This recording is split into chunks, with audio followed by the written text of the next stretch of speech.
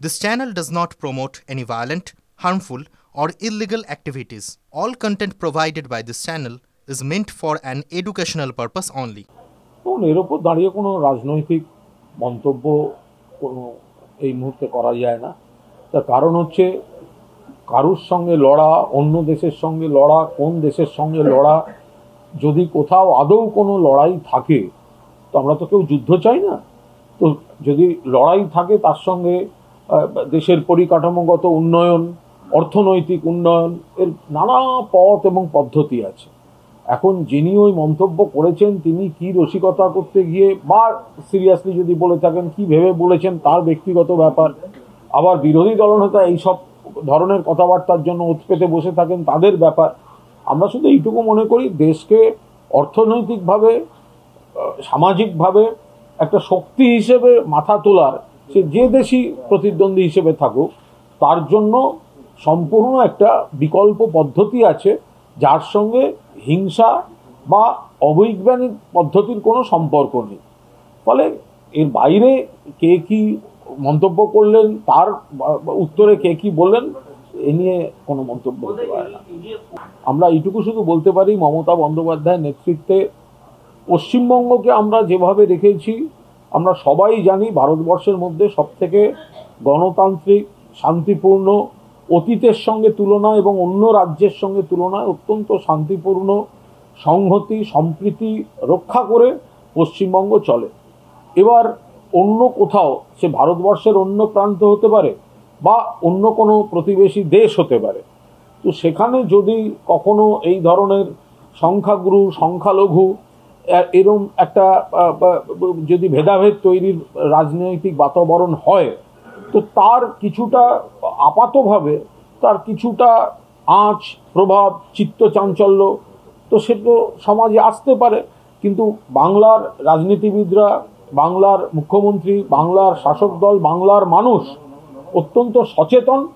তাই কোনো অশুভ শক্তি এই ধরনের সংখ্যাগুরু সংখ্যালঘু ভেদাভেদের চেষ্টা করে রাজনীতির কোনো প্ররোচনা দিলেও মানুষ তাতে সাড়া দেন না এবং সম্প্রীতিটা আলটিমেটলি বাংলায় রক্ষা করা যায়। কলকাতা পুলিশ যদি গ্রেফতার করে থাকে বাংলাদেশ থেকে আসা কোনো বিএনপি নেতা বা কাউকে, যাকে নাকি কেউ খুঁজছিল ইত্যাদি ইত্যাদি, কলকাতা পুলিশ যদি গ্রেফতার করে থাকে, এটা তো কলকাতা পুলিশ ভালো কাজ করেছে। এবার প্রশ্ন হচ্ছে, যদি বাংলাদেশের কেউ কলকাতা অবধি এসে থাকে, তার জন্য আঙুলটা কার দিকে উঠবে? সীমান্ত পাহারা দেওয়ার দায়িত্বে থাকা কেন্দ্রীয় সরকারের দিকে, নাকি যারা ধরলো তাকে কলকাতা পুলিশ রাজ্য সরকারের দিকে?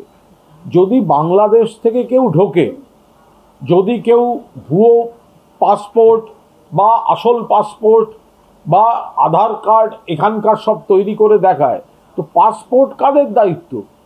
আধার কার্ড কাদের দায়িত্ব? কারা চেক করবে? সব তো কেন্দ্রীয় এজেন্সি। ফলে এই জায়গায় দাঁড়িয়ে যদি বাংলাদেশ থেকে কোনো অনভিপ্রেত কেউ ঢুকে থাকে, ঢুকলো কি করে? এটা তো যারা সীমান্ত পাহারা দেয়, জল, স্থল এবং আকাশপথ, যারা সীমান্ত পাহারা দেয় তারা তো কেন্দ্রের এজেন্সি। কলকাতা পুলিশ বা রাজ্য পুলিশ তো বাংলাদেশ সীমান্ত পাহারা দেয় না। ফলে অনুপ্রবেশ বিষয়টা পুরোপুরি কেন্দ্রীয় সরকারের ব্যর্থতা। যদি অনুপ্রবেশ থাকে তাহলে এটার জন্য দায়ী কেন্দ্রের সরকার, বিএসএফ, স্বরাষ্ট্র মন্ত্রকের ব্যর্থতা। এবং তারা একটা জায়গায় এসে পড়ার পর তারা ভিড়ের মধ্যে মিশে যাচ্ছে এবং সেখানে কলকাতা পুলিশের দক্ষতা যে সেখান থেকে তাকে ধরেছে। একটা সমাজ এত বড় একটা জনবহুল এলাকা, সেখানে কোনো ব্যক্তি যদি থাকে তাহলে সে আজকে ঢুকলো কালকেই ধরা পড়লো, নির্দিষ্ট কোনো সূত্র ছাড়া দুম করে এইভাবে ধরা অসম্ভব ব্যাপার। ফলে সেই জায়গায় দাঁড়িয়ে যখনই বিষয়টা জানতে পেরেছে, কলকাতা পুলিশ গ্রেপ্তার করেছে। আর তো কেউ করেনি, এরম তো নয় যে সেন্ট্রাল আইবিএসে ধরেছে তো কলকাতা পুলিশ। না ধরা পড়লে কেন ধরেনি, ধরা পড়লে কেন দেরি? আরে আসলটা বলুন, কি করে ঢুকলো? সেটা তো কেন্দ্রীয় সরকারের, আসলটা তো কেন্দ্রীয় সরকারের। ঢুকলো কি করে? যদি এখানে সে বানাবার জন্য ঢোকে এবং ফলস ডকুমেন্ট তৈরি করে, ফেক ডকুমেন্ট তৈরি করে, ও ঢুকলো কি করে? সীমানাটা পার হয়ে ঢুকলো কি করে? সেখানে তো বিএসএফ আছে, তাহলে ঢোকার দায়িত্বটা তো কেন্দ্রীয় সরকারের। তো তার তার তার ফেলিওরটা তো তাদের দেখতে হবে। এবং পাসপোর্ট বা আধার বা এই ধরনের ডকুমেন্টেশনগুলো, এগুলো সবটাই কেন্দ্রীয় সরকারের অধীন, এগুলো তো রাজ্য সরকারের নয়। কাঁটা তার, সেটাই কেন্দ্রীয় সরকার পরিপূর্ণভাবে ব্যবহার করছে না। বিএসএফ এর জায়গায় গাফিলতি থাকছে, যে গেটগুলি খোলা বন্ধ সেখান থেকে নিয়মের বাইরে গিয়ে ঢোকা বেরোনোর অভিযোগ আসছে, তো সেগুলো তো দেখতে হবে। আর আইন বদল করে আগে ছিল সীমান্ত থেকে 15 কিলোমিটার, এখন বিএসএফ সীমান্ত থেকে 50 কিলোমিটার অবধি করে নিয়েছে নিজেদের জুরিসডিকশন। তারপরেও বলছে আমরা করতে পারছি না, এটা কোনো বিশ্বাসযোগ্য? সীমান্ত থেকে 50 কিলোমিটার অবধি বিএসএফ নতুন আইন করে এনেছে, সীমান্ত থেকে 50 কিলোমিটার, আর এখন বলছে আমরা কি করব, আমাদের এই হয়নি। পুরোটাই রয়েছে কাঁটাতার, সীমান্তের জমি কাঁটাতার, আপনারা যখন ইচ্ছে যেখানে ইচ্ছে বসান, যা যা আউটপোস্ট তৈরি আছে, এবার কোনটা বড় করবেন ছোট করবেন সেগুলো সব আলাদা ব্যাপার, কিন্তু যা যা দরকার সেগুলো তো রয়েছে, তাহলে করছেন না কেন সেগুলো? সে তো নয় জলপথে, নয় স্থলপথে, নয় আকাশপথে, এয়ারপোর্ট পার হয়ে তো এসছে।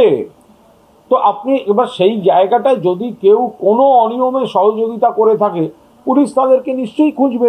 এই যখন ধরা পড়েছে, তাহলে একে যারা ফেক তৈরি করে দিয়েছে, আপনি যদি দেখবেন এটা কোনো নতুন নয়। আপনাদের প্রশ্ন বা আপনাদের কভারেজ শুনলে মনে হয় আপনারা সবাই মঙ্গল গ্রহ থেকে এসছেন, নইলে আমরা মঙ্গল গ্রহ থেকে এসেছি।